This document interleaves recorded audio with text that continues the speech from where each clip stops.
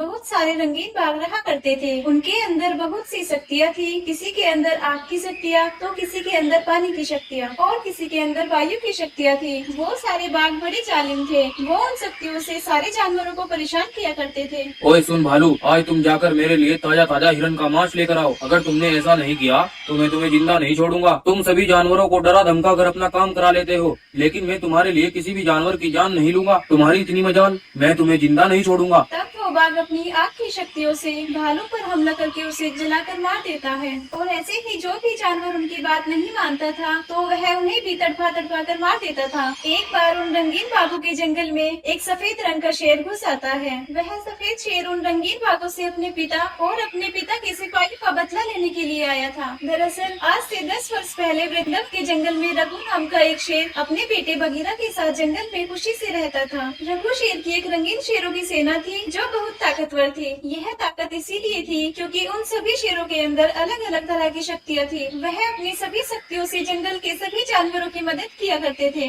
एक बार एक हरे रंग का शेर दूसरे जंगल में टहलने के लिए जाता है। उस जंगल में बहुत ज्यादा गर्मी थी। तभी हरे रंग का शेर अब जंगल में उस भालू के पास आता है और कहता है, अरे सुनो सुनो शेर भाई, इस गर्मी की वजह से इस जंगल के नदी तालाब सूख गए हैं। अब मेरे बच्चे पानी के कारण तड़प रहे हैं। अब तुम ही बताओ मैं क्या करूं और कहां से पानी लाऊं? तुम चिंता मत करो भालू, मैं अभी पानी का बंदोबस्त करता हूं। तभी हरे रंग का शेर अपनी पानी की शक्तियों से एक तालाब पानी से भर देता है। ये देख भालू बहुत खुश होता है, लेकिन उसे ऐसा करता देख एक रंगीन बाघ देख लेता है और वह हरे के शेर का उसके जंगल तक पीछा करता है। सभी शेरों को देखकर बाघ बोलता है, अच्छा तो ये है जादुई शेर। मुझे लगता है ये सभी शेरों का राजा है। सभी रंगीन शेर इस जादुई शेर के गुलाम है। मुझे ये बात बंटी महाराज को बतानी होगी। तब वह बाघ अपने जंगल पहुंचता है और अपने महाराज से कहता है, सुनो सुनो महाराज, मैंने जंगल में कुछ जादुई रंगीन शेर देखे हैं। उनके अंदर बहुत सी शक्तियाँ हैं। अगर हम उनसे उनकी शक्तियाँ छीन ले तो हम बहुत शक्तिशाली हो जाएंगे। यह सुनकर बंटी बाघ बहुत ज्यादा लालच में आ जाता है। तब वह अपनी रंगीन सेना को लेकर उनके जंगल में पहुंचता है। वह पूरे दिन सबसे छिपकर पूरे जंगल की निगरानी करता है और रात के समय बाघ देखता है। वह सभी शेर अपनी शक्तियों को एक मनी के अंदर रख देते हैं। दरअसल वो हर रोज ऐसा ही करते थे क्योंकि रात के समय वो शक्तियाँ काम नहीं करती थी, इसीलिए वह सारी शक्तियों को एक जगह इकट्ठा कर देते थे। यह सब देख बंटी बाघ बहुत ज्यादा खुश हो जाता है। अरे वाह,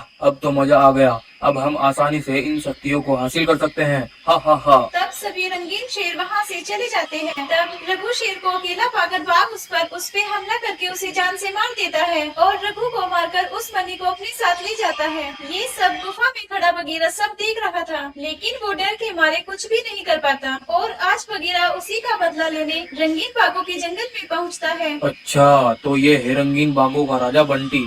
आज रात में इनसे शक्तियाँ छीन कर ही रहूंगा। बगीरा और जंगल में रहने वाले सभी जानवरों से एक खुफिया जगह पर मिलता है और कहता है, सुनो भाइयों, मैं जानता हूँ तुम उन रंगीन बागों से बहुत परेशान हो, लेकिन मैं तुम्हें उनसे मुक्ति दिला सकता हूँ। आज रात को तुम सभी को उन रंगीन शेरों को अपने घर पर दावत पर बुलाना होगा। तब गाय बंटी बाघ के पास जाती है और कहती है, अरे सुनो सुनो बंटी बाघ, आज रात आप सभी रंगीन बाघों की दावत हमारे घर पर है। हमने तुम्हारी दावत के लिए ताजे मांस का बंदोबस्त कर रखा है, सब आ जाना। ये हुई ना बात। अगर तुम रोज ऐसे ही दावत का इंतजाम करोगे तो हम तुम्हें कोई नुकसान नहीं पहुँचाएंगे। तब सभी रंगीन बाघ उन सभी शक्तियों को मनी के अंदर इकट्ठा करके जानवर के पास गाय की दावत में शामिल होते हैं और मजे से दावत का आनंद लेते हैं। उधर बगीरा बाघ की गुफा पर जाकर अपनी मनी को हासिल कर लेता है और सुबह होने पर उस मनी की शक्तियों से बगीरा सभी रंगीन बाघों को एक पिंजरे में हमेशा हमेशा के लिए बंद कर देता है। सभी जानवर उनसे छुटकारा पाकर बहुत खुश होते हैं और उसके बाद बगीरा और जंगल के सभी जानवर हंसी खुशी से जंगल में रहने लगते हैं।